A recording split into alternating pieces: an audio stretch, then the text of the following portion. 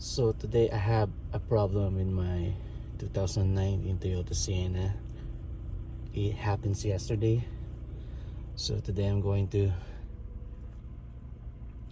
see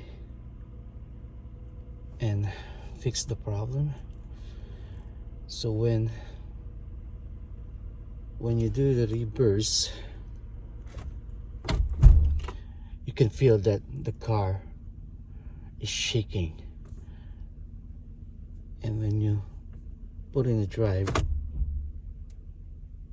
you can hear the same thing, but it's not quite same with the reverse. And I'm going to put it back in reverse again. Put in the park, normal, reverse. You hear that?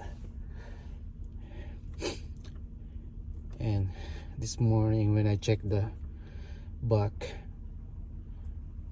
the rear end, there's no back camera and there's no backlight.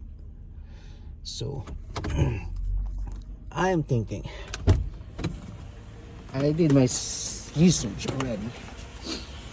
It's probably something wrong with the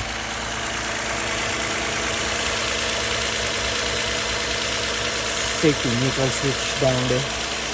So I'm going to remove this. Take a look on that part. It's gonna be down there.